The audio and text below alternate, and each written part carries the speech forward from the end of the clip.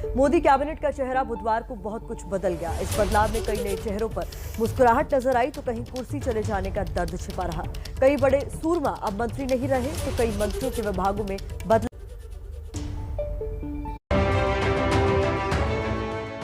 बुधवार को मोदी सरकार का स्वरूप पूरी तरह बदल गया और बदला भी कुछ इस तरह जिसके बड़े बड़े पॉलिटिकल पंडित भी कल्पना नहीं कर पाए थे। कई नए चेहरे ने मोदी की कैबिनेट में दस्तक दी है तो कई दिग्गजों को बाहर का रास्ता देखना पड़ा है। मंत्रियों के जोड़ घटाव में जो मैथमेटिक्स काम कर रहा है उससे पीएम मोदी के फ्यूचर प्लानिंग की झलक साफ नजर आती है। बुधवार को कुल 43 मंत्रियों ने शपथ ली, जिसमें 15 कैबिनेट और 28 राज्य मंत्री शामिल हैं। शपथ लेने वाले 43 मंत्रियों में से 36 नए चेहरे हैं। पुराने 12 मंत्रियों को कैबिनेट से छुट्टी मिली है। 7 महिलाओं को कैबिनेट में शामिल किया गया है। इसके साथ ही मोदी मंत्रिमंडल में कुल 77 मंत्री हो गए, यानी अब सिर्फ 4 मंत्रियों के लिए जगह बाकी है। नए जोश के साथ खड़ी की गई नई टीम में जिम्मेदारियों का भी बंटवारा कर दिया गया, जिस पर सबकी निगाहें बनी हुई थी। बात सबसे पहले मोदी कैबिनेट के सबसे बड़े चेहरे और सरकार में नंबर 2 की हैसियत रखने वाले अमित शाह की। गृह मंत्री अमित शाह को नए मंत्रालय कोऑपरेशन मंत्रालय की जिम्मेदारी दी गई है। राजनाथ सिंह के पास रक्षा मंत्रालय, नितिन गडकरी के पास परिवहन मंत्रालय और निर्मला सीतारमण के पास वित्त मंत्रालय बरकरार है। ये तो मोदी सरकार के पुराने पिलर हैं जो बरकरार हैं। अब उन चेहरों के बारे में भी जान लीजिए जिन पर नई जिम्मेदारियां सौंपी गई हैं। अश्वनी वैष्णव को रेल, कम्युनिकेशन और आईटी मंत्री, धर्मेंद्र प्रधान को शिक्षा मंत्रालय, किरण रिजिजू को कानून मंत्री, नारायण राणे को सूक्ष्म, लघु और मध्यम उद्योग मंत्रालय, सर्बानंद सोनोवाल को बंदरगाह और आयुष मंत्रालय, ज्योतिरादित्य सिंधिया को नागरिक उड्डयन मंत्रालय, गिरिराज सिंह को ग्रामीण विकास मंत्रालय, पशुपति पारस को खाद्य प्रसंस्करण मंत्रालय, अनुराग ठाकुर सूचना प्रसारण और खेल मंत्री, मनसुख मांडविया को स्वास्थ्य मंत्रालय और पीएम मोदी और अमित शाह के करीबी माने जाने वाले भूपेंद्र यादव को श्रम और पर्यावरण मंत्रालय की जिम्मेदारी मिली है। नए मोदी कैबिनेट में अगले साल होने वाले विधानसभा चुनाव के साथ साथ समाज के हर तबके को प्रतिनिधित्व की कोशिश नजर आती है। चुनावी राज्यों की बात करें तो सबसे ज्यादा यूपी से 7 मंत्री बनाए गए हैं। उसके बाद गुजरात से 5 मंत्री, उत्तराखंड, पंजाब, हिमाचल और मणिपुर से 1-1 मंत्री बनाए गए हैं। मंत्रियों के इस मेले में जातीय समीकरण का भी पूरा ख्याल रखा गया है। मोदी कैबिनेट के फेरबदल में आबादी के लिहाज से प्रतिनिधित्व की कोशिश भी झलकती है। नए कैबिनेट में अल्पसंख्यक समुदाय से 5 मंत्री, ओबीसी कैटेगरी से 27 मंत्री बनाए गए हैं, जिनमें 5 कैबिनेट मंत्री हैं। 2 कैबिनेट मंत्री के साथ अनुसूचित जाति से 12 मंत्री बनाए गए हैं। शाम के शपथ ग्रहण के बाद रात तक मंत्रालय के बंटवारे की जानकारी भी देश के सामने आ गई। पीएम मोदी आज शाम अपने नए मंत्रियों के साथ मंथन भी करने वाले हैं। शाम 5 बजे केंद्रीय मंत्रिमंडल की तो शाम 7 बजे मंत्रिपरिषद की बैठक होने वाली है। तो मंत्रालयों का बंटवारा हो गया और कई अहम मंत्रालयों के प्रमुख बदल दिए गए, लेकिन इस बदलाव से क्या होगा, इस पर बात करने के लिए हमारे साथ जुड़ रहे हैं संवाददाता नीरज पांडे और अंकित गुप्ता। नीरज, सबसे पहले आपका रुख करते हुए, कानून मंत्रालय में रविशंकर प्रसाद को हटाकर किरण रिजिजू को जिम्मेदारी दी गई है। आखिर क्यों रविशंकर प्रसाद को हटाना पड़ा और अब रिजिजू से क्या उम्मीदें हैं? देखिए, सबसे बड़ा ये कारण है परफॉर्मेंस।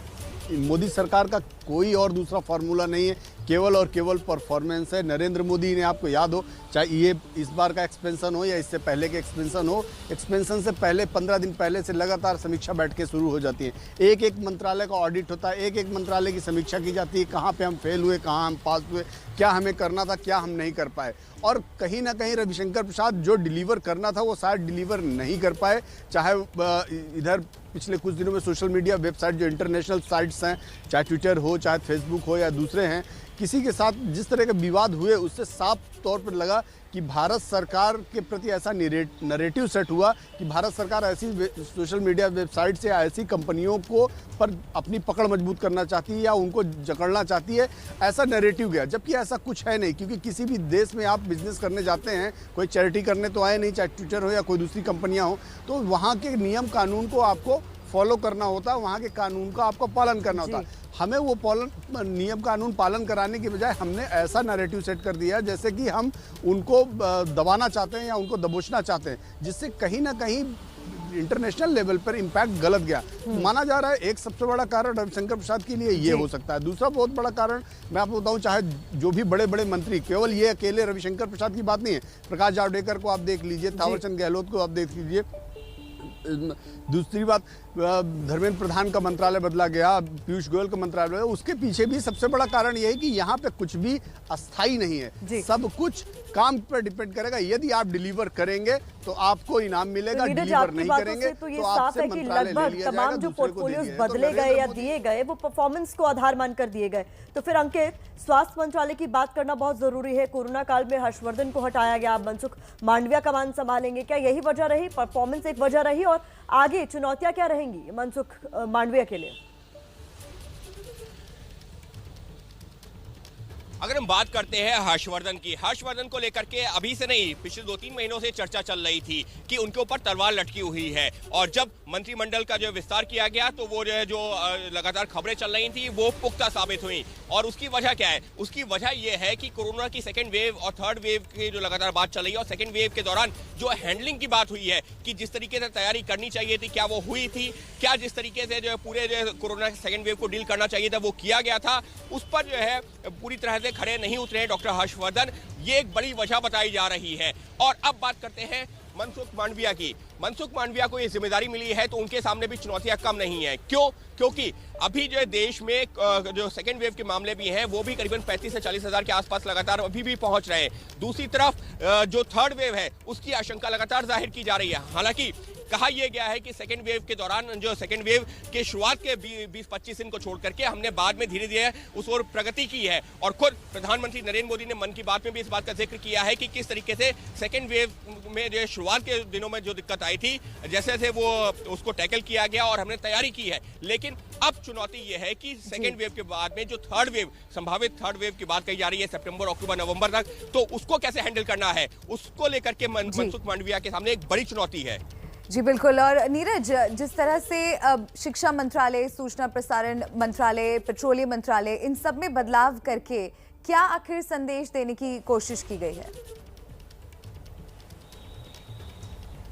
देखिए, संदेश बिल्कुल साफ है। संदेश साफ है कि आपको काम करना होगा। संदेश साफ है कि कोई ज़रूरी नहीं कि आप बहुत बड़े नेता हैं या हमारी पार्टी के आप स्टालवर्ट हैं, आप चेहरा हैं, तो इसका मतलब ये है कि हाँ आपको वो मंत्रालय दिए रहेंगे और बाद में परफॉर्मेंस के नाम पे आप ऐसी परफॉर्मेंस देंगे जो हमें सूट ना करे। तो संदेश साफ है कि कोई भी यहाँ पे अस्थायी नहीं है, आपको काम करना होगा। जिसको भी, कोई ज़रूरी नहीं कि जिनको अभी ये मंत्रालय बांटे गए अगर उनसे मंत्रालय आगे नहीं ले लिए जाएंगे। ये संदेश साफ है कि यदि आप काम नहीं करेंगे तो आगे भी आपसे ये चीज़ें छीन कर किसी और को दे दिया जाएगा, या आप नहीं डिलीवर कर पाएंगे तो किसी थर्ड को लाके बैठा दिया जाएगा। तो नरेंद्र मोदी ने बिल्कुल, प्रधानमंत्री ने हमारे साफ तौर पर ये इशारा किया है और लोगों को संदेश देने की। दूसरी एक बहुत बड़ा इंपॉर्टेंट यहाँ देखने की बात है, बहुत सारे प्रोफेशनल्स लोग हैं जो इस सरकार में इंडक्ट हुए और उनको महत्वपूर्ण जिम्मेदारी की। सबसे बड़ी बात है तो मोदी की नई टीम से जनता को काफी उम्मीदें हैं। रेनबो कैबिनेट इसे माना जा रहा है।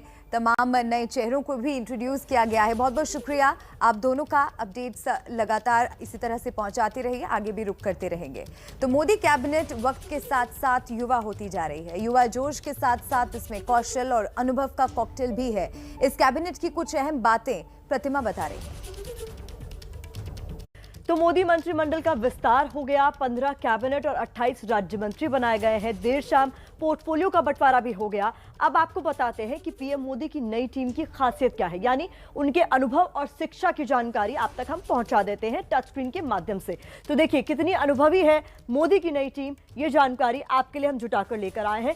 4 मंत्री जो इस कैबिनेट में शामिल हुए हैं वो पूर्व में मुख्यमंत्री रह चुके हैं। 18 मंत्री राज्यों में मंत्री पद संभाल चुके हैं। इसके अलावा एक और अहम जानकारी, 39 ऐसे मंत्री हैं जो पूर्व में विधायक रह चुके हैं। 23 ऐसे मंत्री हैं जो 3 या ज्यादा बार चुने गए सांसद हैं अपने अपने क्षेत्र के। इसके अलावा अहम जानकारी तो पीएम की प्रोफेशनल टीम की जानकारी भी आपको दे देते हैं कि किस तरीके की शिक्षा है उनके पास, किस तरीके की डिग्रीज हैं। तो 68 मंत्री ऐसे हैं जो कि ग्रेजुएट हैं, 13 मंत्री ऐसे हैं जो कि वकील हैं, 7 मंत्री ऐसे हैं जो कि पूर्व नौकरशाह हैं, ब्यूरोक्रेट्स हैं, 7 मंत्री ऐसे हैं जिनके पास डॉक्टरेट की डिग्री है, साथ ही 6 मंत्री ऐसे हैं जो कि डॉक्टर हैं, 5 मंत्री इंजीनियर हैं और 5 मंत्री मैनेजमेंट में पोस्ट ग्रेजुएट हैं। तो ये है अनुभव की अगर हम बात करें पीएम मोदी की नई कैबिनेट की। तो